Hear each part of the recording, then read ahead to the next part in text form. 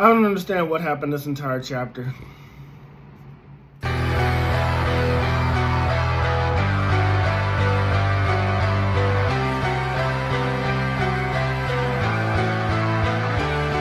Back to Everything Anime Podcast. I'm on your host Shinry. Here at the Everything Anime Podcast, I write from anime, manga, video games, TV shows, and whatever relevant topic we feel like talking about. Today's chapter is on My Hero Academia. I think it is 412, 413. Anyways, so when I left off, Shigaraki was like enjoying his power, he's enjoying decaying everything, and Deku was going all out against him. And Deku was still doing that. The reason why I was so confused is because we never saw Deku unlock all these quirks over time, and like I said, when the Dark Hero arc started, he had already mastered and unlocked like everything but like 2 techniques. He's basically like using all of these powers to their limit. Because at one point, like, this panel's trying to show how much stronger Deku's got. He does like a Delaware smash, and it obliterates like this giant wave towards this mountain. And I know it's supposed to be impressive, but because I never saw Deku grow to this level, I'm just like, okay,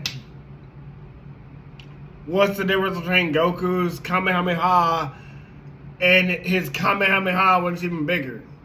Like, that's what it feels like to me. Like, I'm like, I can't tell. I don't know. I mean, that's not really that great, because we've seen how stronger Goku gets. But, like, I don't know, Deku, it's not working for me. And basically throughout the whole chapter is he's trying to reach out to Shigaraki. He's trying to reach out to that crying little boy inside of Shigaraki. He's like, I know that little boy's still in there. He's still crying. And Shigaraki's basically like, oh, that kid, yeah, I locked him up. I locked him up inside of me, like, in this, like, mental prison. And I'll never hear from him again. I'll never hear his crying. And even, like, the one that's related to him in some kind of way, is it like his grandmother or something like that? Even she's like, hey, look, Deku, that kid's a lost cause. Just obliterate him, kill him, destroy him. Do what Bakugo just did to All For One. Don't give him a chance. Kill him. And the second One For All uses a one that looks like future Bakugo or somehow related to Bakugo. He's like, you know, I want to also believe that, like, you had to kill your villains completely. They're kind of doing a Batman where, like, you know, Marvel, like, they're like, kill the villains, be done with them, and Batman's like, oh no, reform them. And not literally, but he's like, oh, you know, the second he's just like, oh yeah, I didn't believe that, like, villains are redeemable, but this kid showed me through his heart and his passion that villains can be redeemed. And again, what's the difference between All For One and Shigaraki?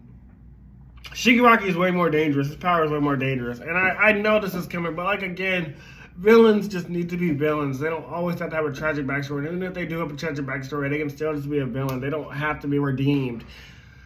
If Shigaraki's power in the end can reverse everything he's done, that'll be so freaking stupid. I'm not joking. Because I don't know how you're going to bring it back.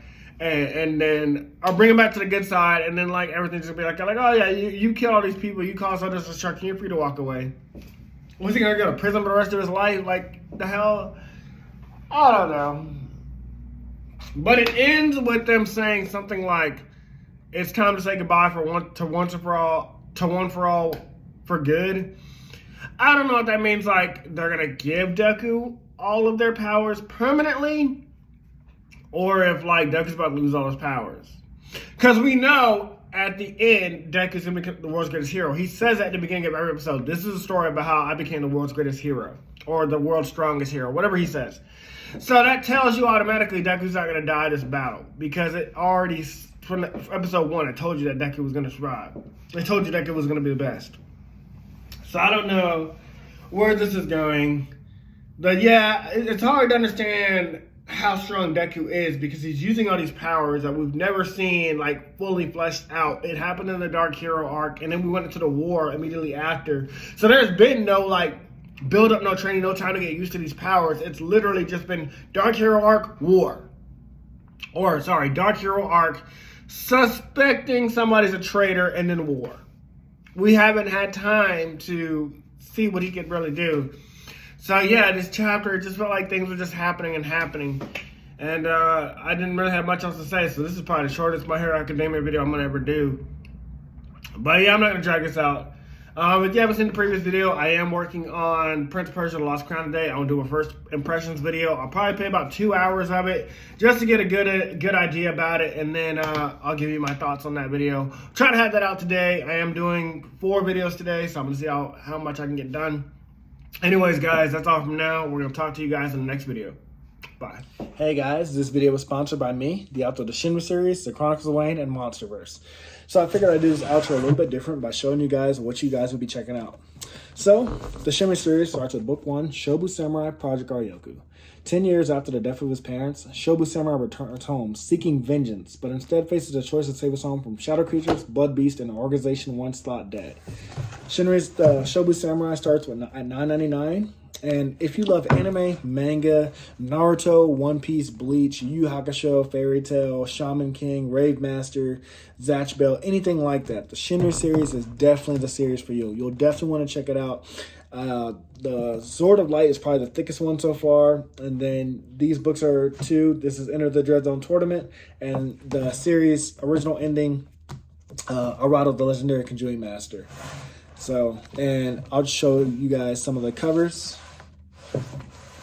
Really proud of all of these.